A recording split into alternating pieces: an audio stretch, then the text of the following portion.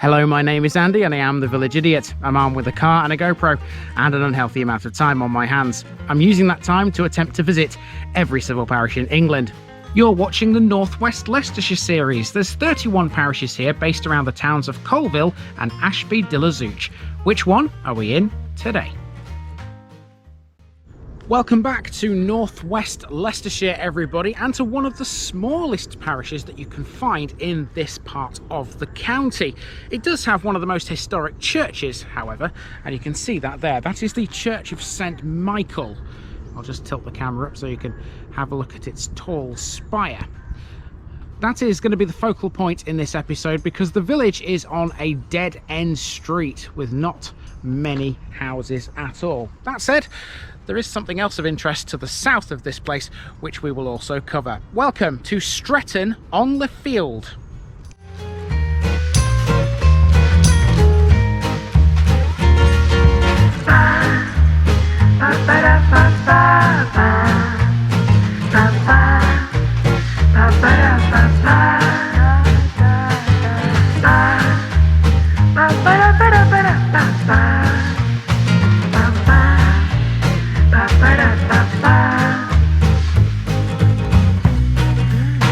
Here's my disclaimer for people who may be watching me for the first time. I say things as I would in my native accent and dialect. As a result, I may not pronounce things in the same way as the locals do. Remember, I'm a visitor. It's impossible to know everything. Leave me a comment, spin me a like, and bash that subscribe button. Let's get to today's parish video. Welcome to another Roman village. This is the tiny Stretton-en-le-Field, just off the M42 in North West Leicestershire. As we already know, Stretton means street town, but on-the-field is a little more complicated to explain. It means lying in an open country field and derives from the French influence on English history following the Norman Conquest. The Roman road from which the village gains the first part of its name has yet to be identified. There's some evidence to suggest it's the A444 which skirts the village to the west, but it's more likely to be Tamworth Road, the former A453 which once ran through Appleby Magna interchange to the village's south.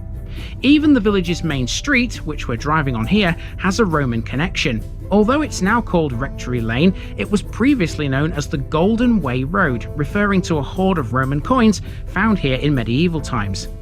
Stretton was once a much larger village. These days its population is recorded with that of Chilcote, but in the 1800s it was holding a figure in excess of 200. There's now less than a quarter of that.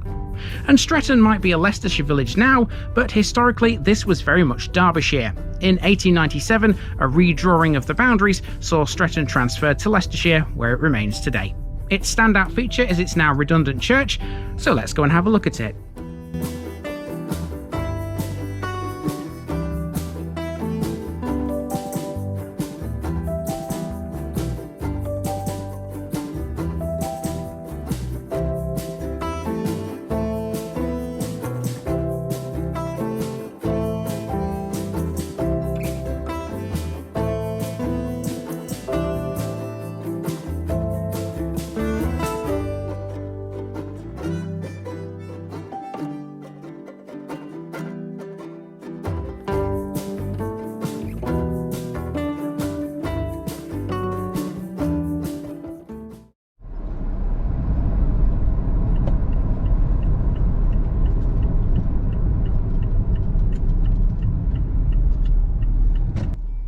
Before we get to Stretton Village, we first have to take a look at Mercia Park, a vast industrial area which falls within the parish boundaries. It's a business park located just off the M42 at junction 11, allowing fast and easy access to the UK's motorway network. It's been here since 2020 and continues to grow. On behalf of the site's owners, IM Properties, Winvic Construction started work on Mercia Park in May 2020, and recently the first buildings were completed. It's here where major international businesses Jaguar Land Rover and the DSV Group are based, and it's they who will eventually occupy the majority of the 238-acre site. When it's fully occupied, Mercia Park will have an employment capacity of some 3,400 jobs, helping to drive economic growth in North West Leicestershire and the surrounding area. With not much more here that was filmable, I headed up the A444 towards Stretton-en-le-Field village to begin our very short main walk.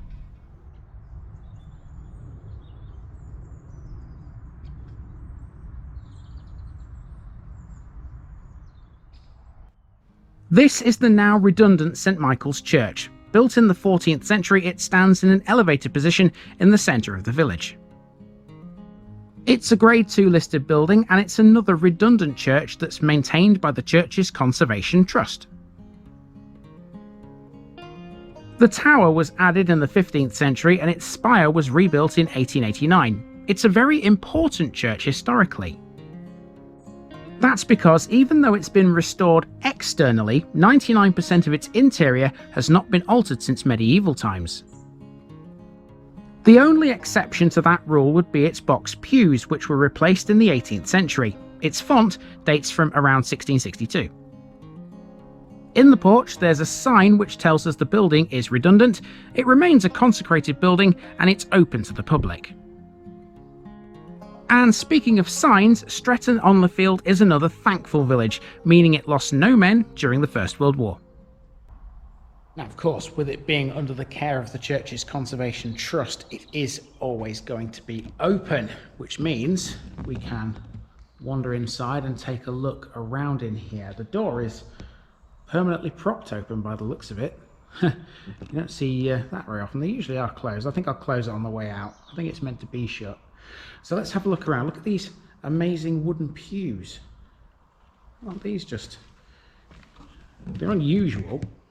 They've got the doors on them. You don't usually see that.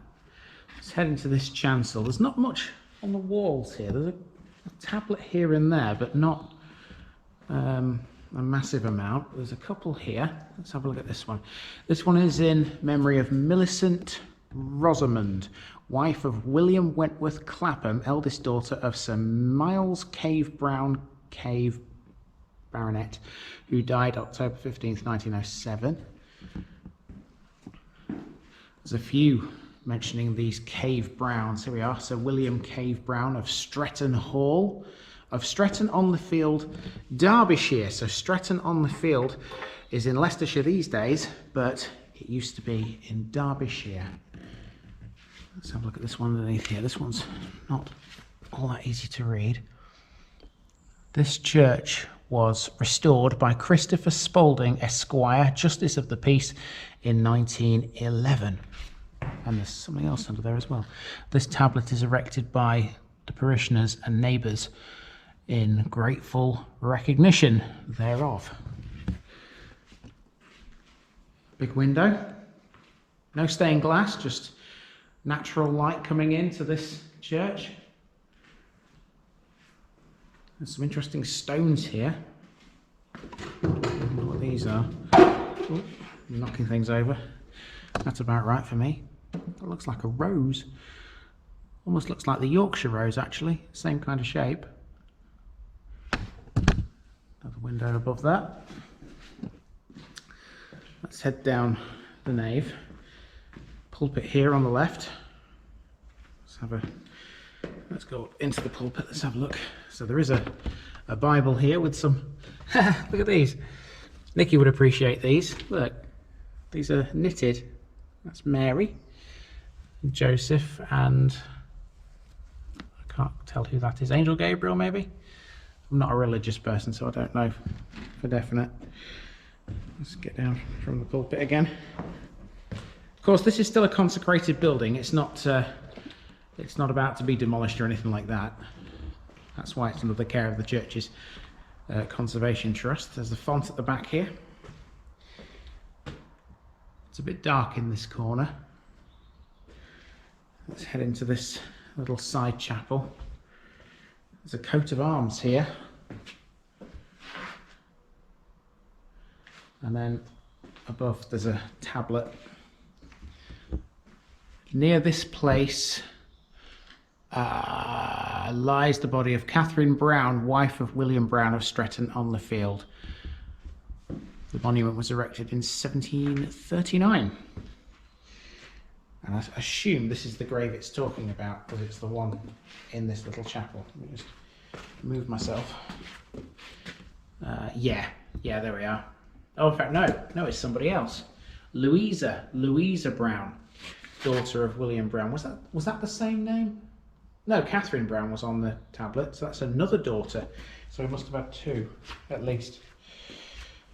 Okay, I think we are done with the church here at Stretton-en-le-Field.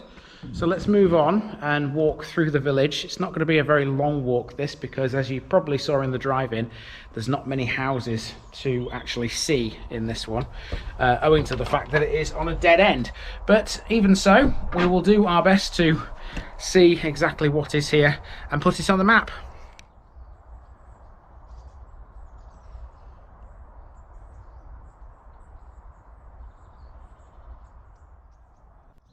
So let's walk up Rectory Lane and see what Stretton is like as a village. It's one of the smallest villages in Leicestershire. That said, it used to be much larger. Its population declined during the early 19th century. In 1801, the population was 212. A dramatic fall, the handful of houses and outlying farms within the parish now only contain a meagre 36. Stretton has always been an agricultural village. In the early 19th century, it had 1,000 acres of what was very rich arable land. Earthworks near the church evidence the location of former village buildings, including the now demolished Stretton Hall. It was a handsome mansion that was once the residence of the Brown Cave family. They were lords of the manor. After use in World War II to billet soldiers and then house Italian prisoners of war, Stretton Hall was demolished in around 1945. And there we go, we have reached the end of the road. You can carry on by foot, but if you're travelling by car, this is literally the end of the road. Time for me to turn around, and now we're going to head back down the A444, where we're going to head towards Appleby Magna and towards the junction on the M42.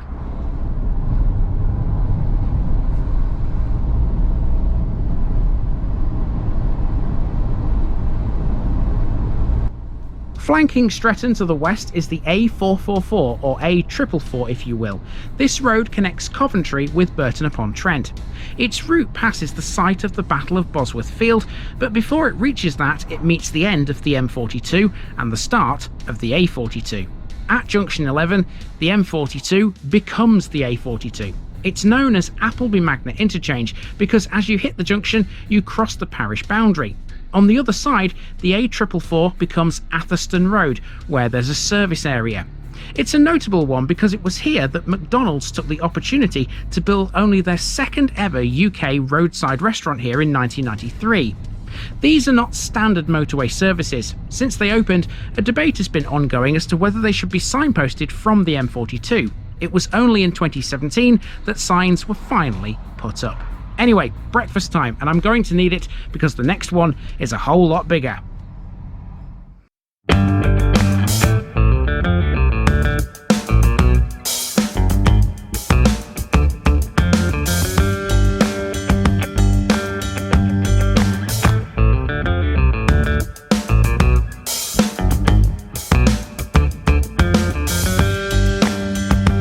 Thanks for watching this video, folks. Don't forget to like this episode if you haven't already. It really makes a difference with YouTube. If you're new here, subscribe to the channel for more videos like this, and give us a share too if you've got friends who'd like it. You can find all the links to my social media accounts below, as well as my Buy Me a Coffee page where you can donate to the channel. Also, if you've enjoyed this episode, have a look at some more videos in this series. Until next time, I've been Andy, also known as the Village Idiot, and I'm out.